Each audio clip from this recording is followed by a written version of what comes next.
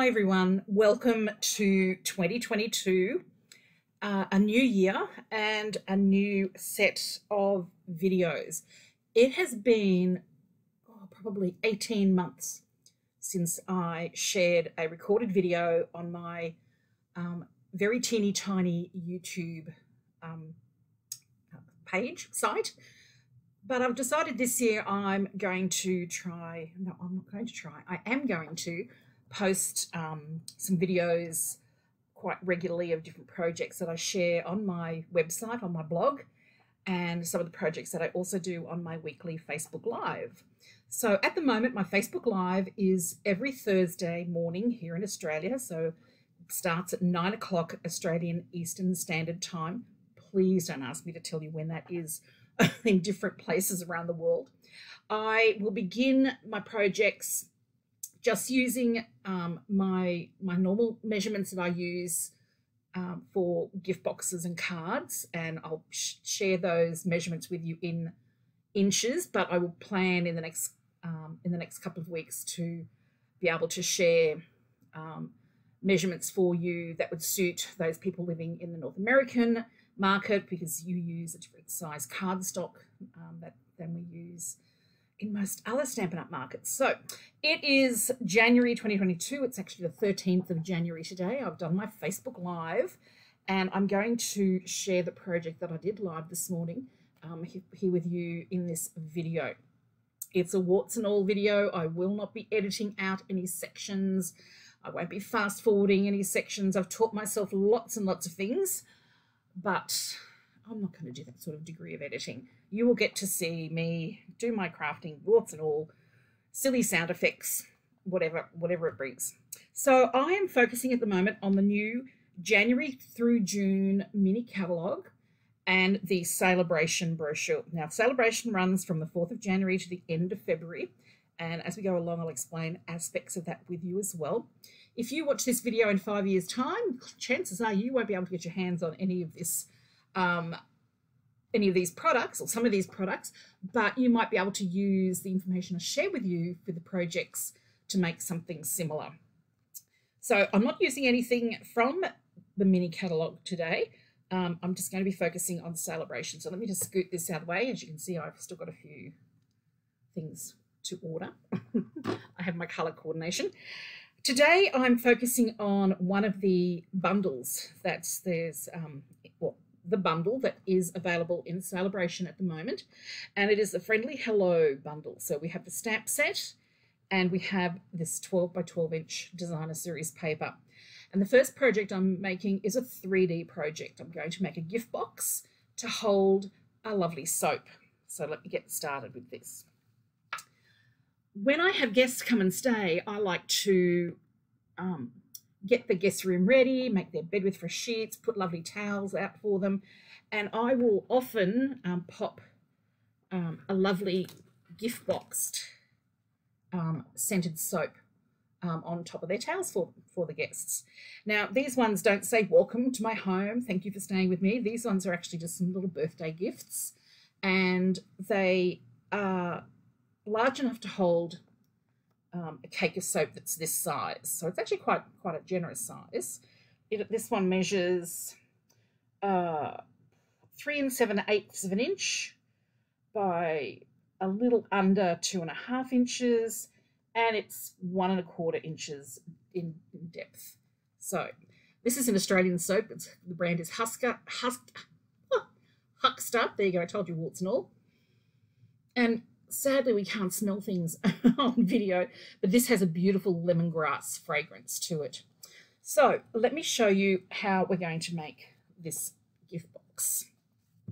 You can make this size gift box and just pop chocolates in it, a gift card, sachets of tea, all sorts of things. So the stamp set I'm featuring is the Hello Friendly, and I will be using the Hope You Have the Best Birthday greeting, and stamp that onto a gift tag that I'll pop on the front of the gift box. So not a lot of stamping in this project, but just looking at the construction of a gift box and then how to organise the cutting of paper. So as you saw before, I've used the pool party elements from the designer series paper, and the Granny Apple Green. I've used this gorgeous Pool Party sheer ribbon and the black, what's it called? I'm going to forget the name of that one now. It is the glittered organdy ribbon. Thank goodness my ribbons are right beside me so I can refer to those. So let me get started.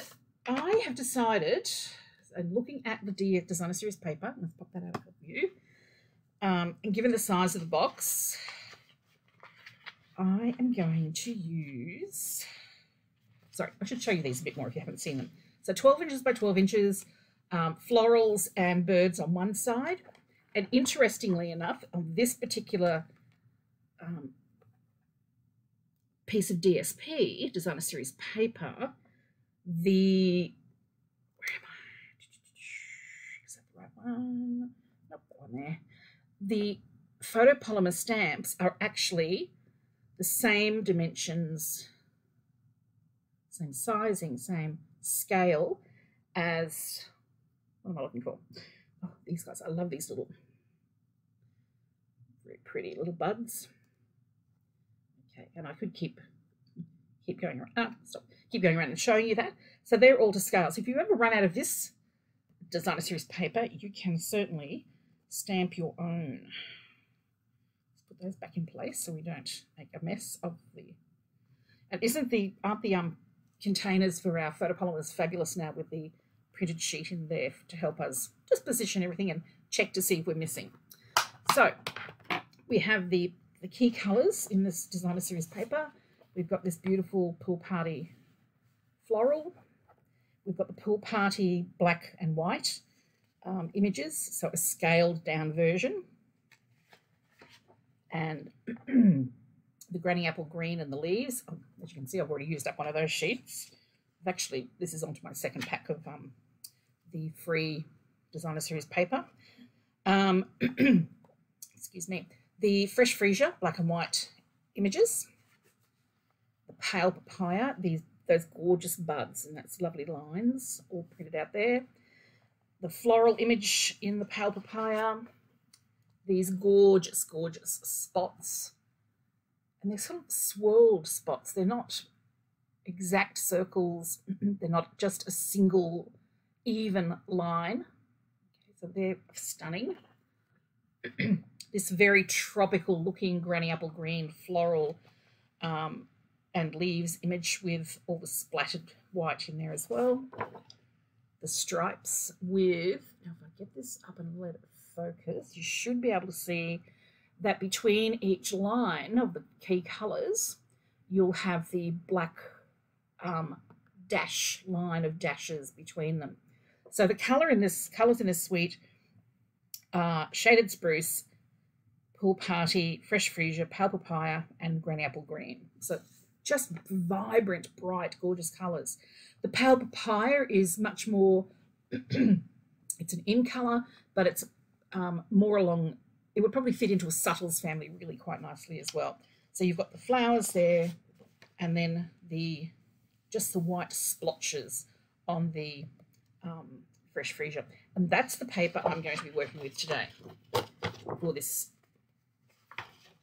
Okay, for this gift box, let me just pop those to one side. So we're going to need some Designer Series paper, and I'll show you how we're going to cut that shortly. And for cutting it, I actually have a template that will allow us to go from front to the top to the back, and from the left-hand side across the top and down the side, from a piece of Designer Series paper that makes sure that we have the pattern in one continuous lap around the lid. So I'll show you how I do that shortly. I'll use the Fresh Freesia cardstock. So this is A4 cardstock that we use in Stampin' Up markets outside North America. And we will do our cutting. I'm just reaching across, sorry. I thought it was going to be nice and neat and tidy and well organised and quiet, but clearly that's not the case at the moment.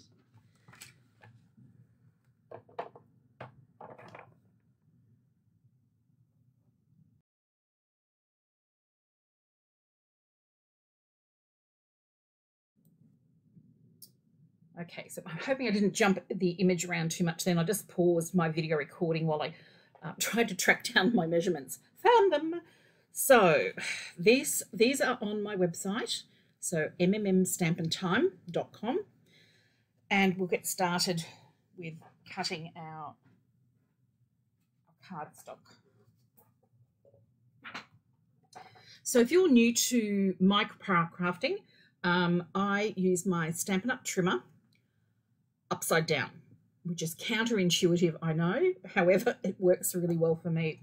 I was a home economics teacher here in Australia for many, many years.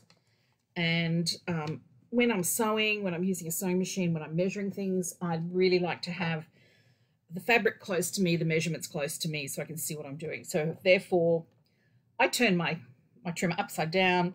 I have my extension piece for the arm out this way. I always pop some of the tear and tape in under the arm. I don't remove the white backing, obviously I don't want it to stick to all the paper, but that allows me then to see my measurements down here. And I think I am very old-fashioned because I certainly did a lot of my sewing using inches, so that is my preferred measurement for crafting, even though I live in a society in a country where we are definitely all metric. So let's start with the base. Our base is going to be 7 inches by 5.5. So I'm going to cut it this way. I'm going to cut 5.5, and I can trim this piece up later, and it will give me a 5 3/4 by 4 1/8 folded card base. I haven't trimmed it to that for that yet, but I'm being quite economical with my cardstock. Then it's going to be, so it's 5.5 by 7. Put that to one side. Now I'm just going to push my my cutting blade out of the way, and I'm going to score all the 4 sides at 1.5 inches, and that will give my box the depth it needs to hold that lovely fragrant soap. This soap, the soap I actually have out for this project to show you that works, is actually I think I may have already mentioned, a lemongrass. That actually goes into the green, the Granny Apple Green gift box. I take it out because I've run out of soaps. So what I'll do now is I'll actually go and find, I'll go in search of a freesia scented soap, which will be lovely. The next is for the lid. So we'll cut the lid at 4.5. Put that to one side by 6. Get rid of my cutting blade, and scoring again at 1 inch on all 4 sides. I really enjoy the process of planning out a template for my gift boxes. I think that comes back again to my time doing home economics and sewing. The idea of taking 2-dimensional fabric, 2-dimensional pattern pieces, cutting them out, stitching them and joining them to create a 3D, a garment for a 3D shape. It's the same with boxes. How do I make a box to fit that 3D shape using cardstock and designer series paper? And that process of measuring and thinking through, that just, I love that. It does, I enjoy that all the time. So they are cut and done. Now, in the past, when I've done gift boxes, I would have measured the width of the DSP I need to put on the front, the top and the back, and I'd cut those out from one piece. So I've got the continuity of the design going that way, and then I just cut a smaller strip for the sides, but then of course nothing went from side to side. So to overcome that, I've created the template. So I came up with the measurements I need for the front, the top and the back of the box lid in the designer series paper, and I like to allow, it's approximately 1/8 of an inch around the 4 sides of the designer series paper. So if I bring this up here, you can see that. So we've got that little granny apple green border, and that just allows the designer series paper to pop out from the top. And then I'll do the same, figuring out the side. So when I cut my designer series paper for these areas, when I pull them apart, you'll be able to see that the pattern does roll through. So this one here, we have the leaves going across the top. We have, the leaves there, and they're just split away from the matching pattern. On the front, we've got these lighter, it's almost like a stamped off granny apple green leaves going up this way, and then the white coming down and across. So when I cut my designer series paper this way, I know that the patterns will align. Clearly for this designer series paper, it probably wouldn't make much difference. But imagine if I was cutting out the birds and the flowers and a larger print. It would really look quite messy, I think, if even with these ones here. If I cut it any which way, we would see the difference. So I'll cut out the side I want, then I'll turn it over and show you exactly what I mean. So doing all my measurements and doing all my tallying up, I'm going to cut a piece of designer series paper. So I'll use the narrowest measurement so I get the most out of this page. So 4 1/8 of an inch by 5 5/8. So I need to cut the top, the sides, and the bottom to leave the piece for the top of the box, and then I've got my strips for the back. So I'll do left side and right side first. So that's 7/8 of an inch. Remember, I scored the lid at 1 inch. So I basically just want to take 1/8 of an inch off there.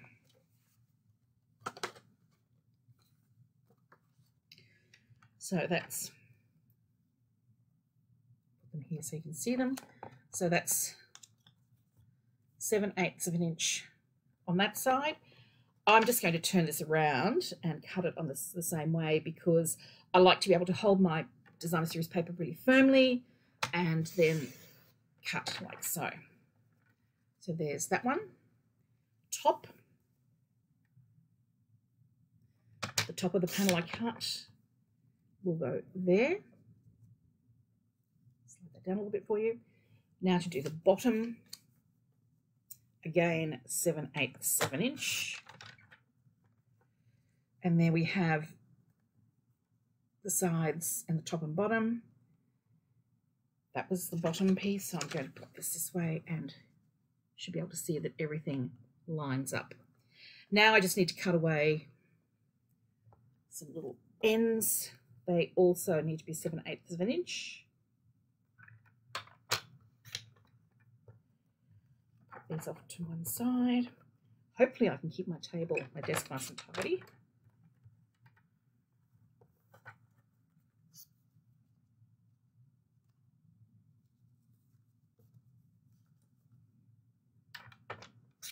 Top and bottom. Bottom, that's the top.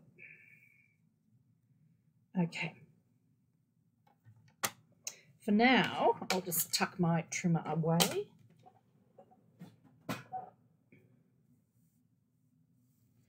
Let me turn these over.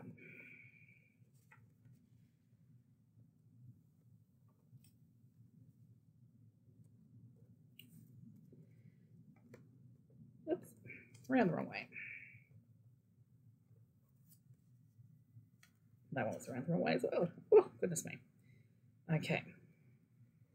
So as you can see, with a larger pattern, you can clearly see that you've got that continuity of the design of the designer series paper happening around the card, around the lid. Right. So I am now going to burnish the lid. with my bone folder so I get the nice clean folded lines, folded edges. Makes it especially easier when I'm coming to. So I'll take this piece, put some multi-purpose glue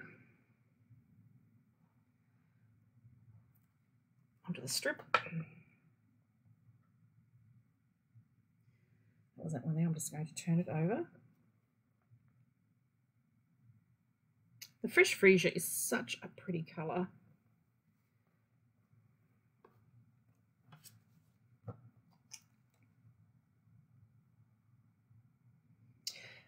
Now, if I had more of the crinkled white satin ribbon, I would use it for this gift box. But unfortunately, I've just had to reorder some rolls because I think it must have gone through quite a bit in the lead up to Christmas. There you go. And that's what you're meant to do. If you order ribbon, you're meant to use the ribbon. Okay, so pop that one on as well.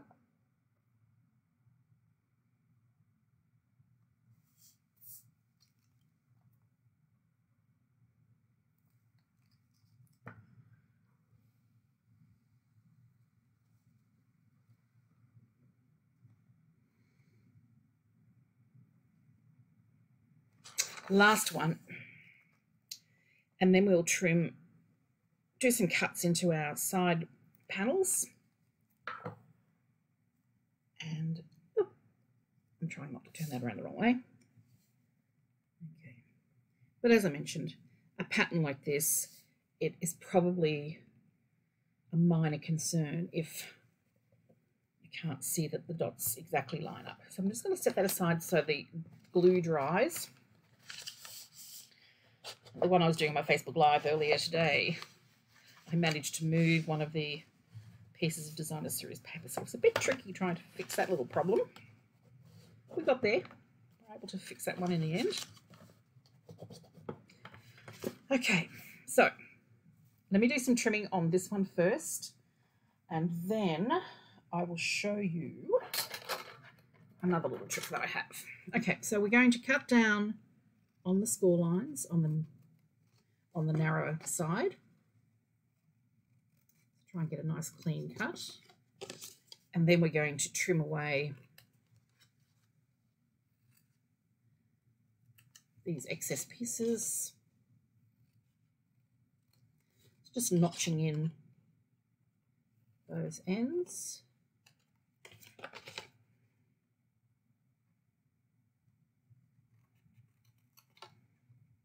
Sounds of concentration.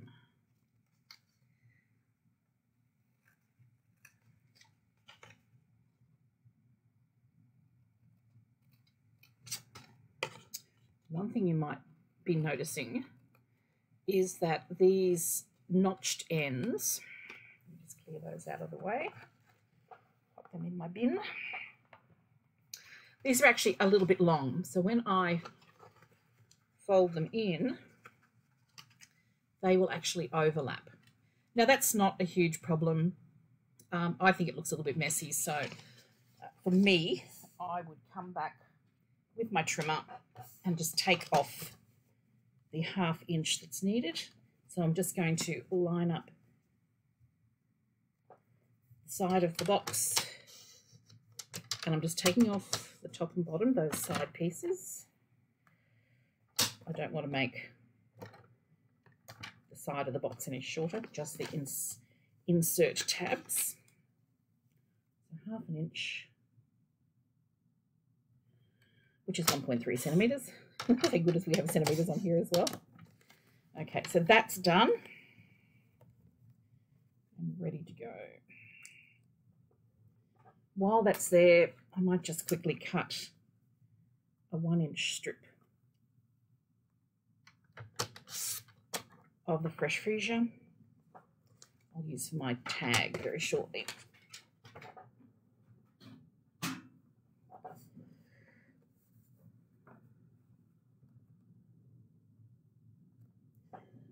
For the side of my, for the back of my card, now I am looking because I know I took out, I know that I got my ribbon out before. Oh, there it is, over on the right hand side. I normally have all my materials over to the left hand side. So we'll use, I'll cut quite a long piece, we can always trim it back. Okay, so a nifty little trick that I have is I will use my Stampin' Seal Plus to adhere the ribbon to the base of the card, and I'll do that before it's assembled and I'm trying to work with a 3D base. So I'm using my grid paper. I'm taking the ruler about 1/4 of an inch away from that center 8-inch line. I'll take my tape and just run it down there. Find this, roughly the center of the ribbon and position that in place.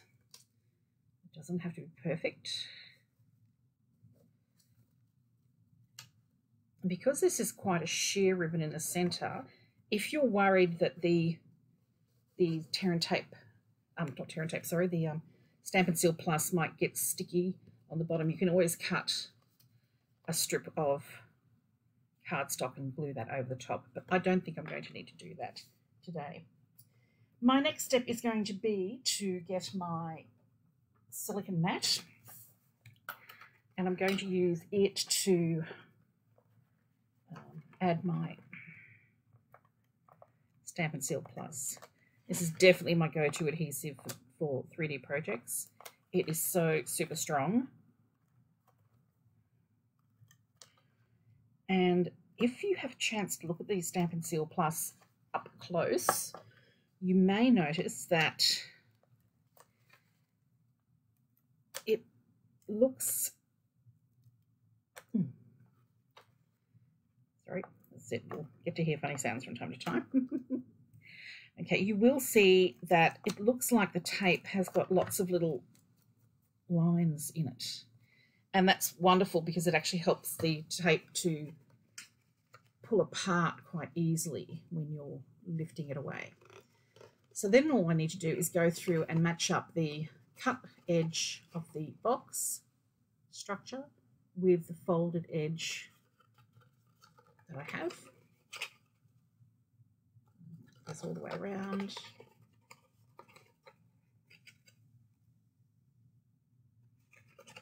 Like so. And there we have our gift box. I'm going to show you something with that in just a moment. Let's do the same with our lid.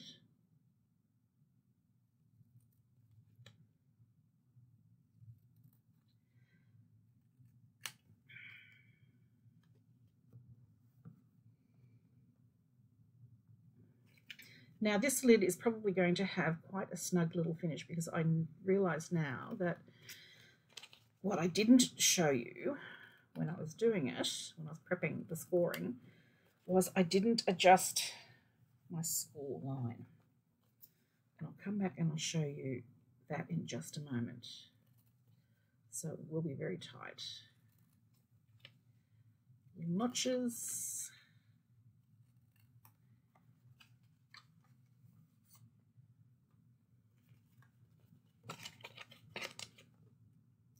I can assure you that when I'm crafting without a camera filming anything, I'm definitely much messier than this. So you're getting the neat and tidy version of Michelle today. Most unusual. So tear and tape, sorry, keep going to say tear and tape. Stampin' Seal Plus. So if you have both Stampin' Seal and Stampin' Seal Plus, you probably already know how to tell the two apart. And the Stampin' Seal Plus roller has a darker blue, and the Stampin' Seal has the lighter blue. Not to mention it says plus, minus in there. But if you're just going for a colour and not wanting to read anything, that's definitely the way to go. Okay, so cut edge to folded edge. And that's the beauty of doing that really great burnishing, is that folded edge really holds the shape nicely and it's very easy to align them. Okay. I'm going to also cut, I think this one might be large enough. Nope, not quite. That's okay. I just lost that glue. This one will be. So my soap is wrong way around, this way. So it's almost 4 inches. So I'm going to cut a strip of the coordinating designer series paper at 3.5 inches. Sorry, you're not going to see all of that because my soap is in the way. Okay.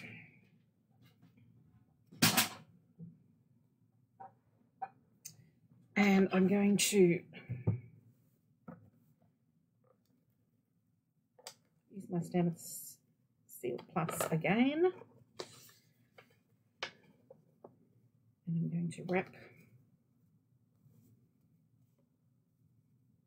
So even dry soap can be very sticky.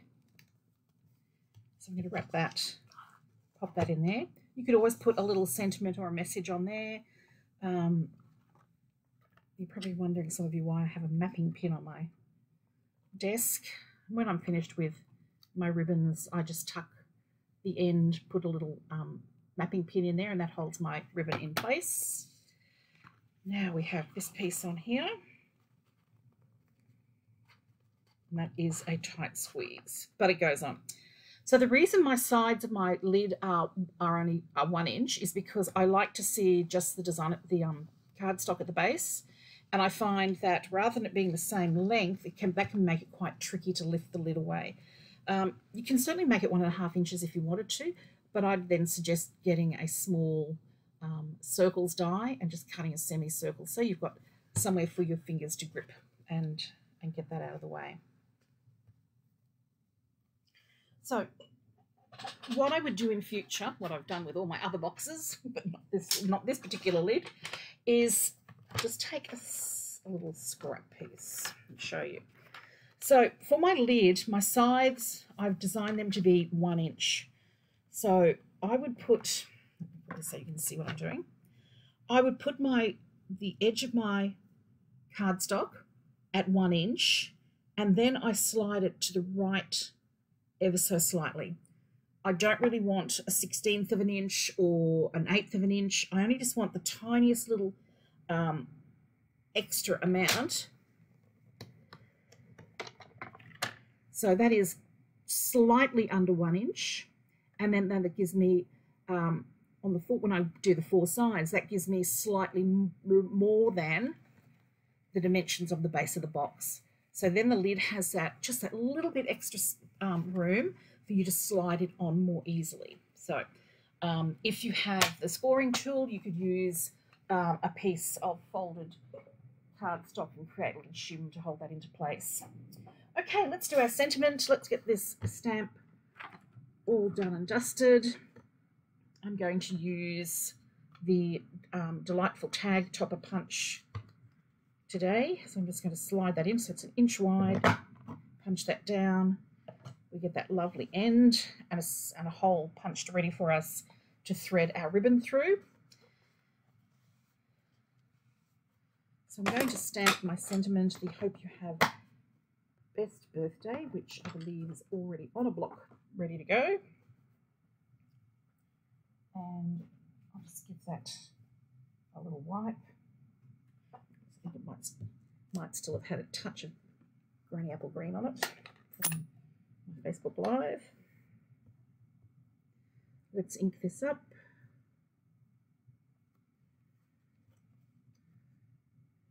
Let's pop our sentiment over the cardstock and just eyeball it nice and straight, pressing down firmly. Put that aside. Now I know the little paper trimmers were only available for a brief amount of time, but I certainly like being able to use mine. Please never use a trimmer without a guard. It's just something I prefer to do. Okie doke, and we are almost done. So let's thread this through.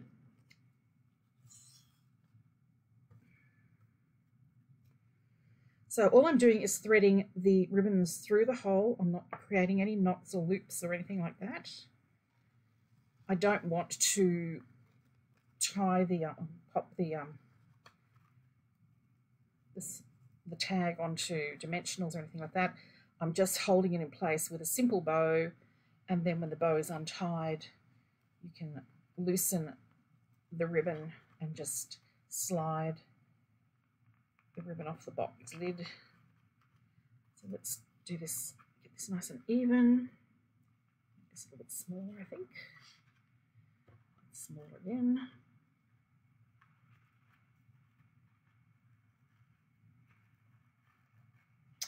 The sounds of concentration again. Okay. I'm going to take scissors, trim the ends so they're relatively even. It's a handmade gift box. It's not a mass-produced item, so it's not going to be exact, but that's the beauty of making something for somebody else. Let's pull these down here. Okay, and the finishing touch for this gift box, I'm going to use some of the 2021 to 2023 in colour gems.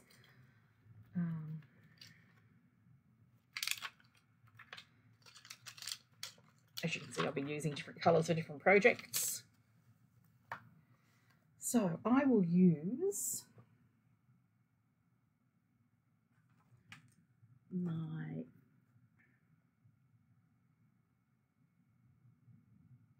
found it. Had to find my take your pick tool. Okay, let's add some lovely fresh freesia. Thank you. Bling on our gift.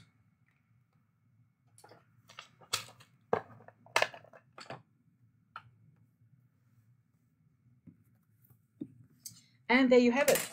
We have a lovely handmade gift box with a soap.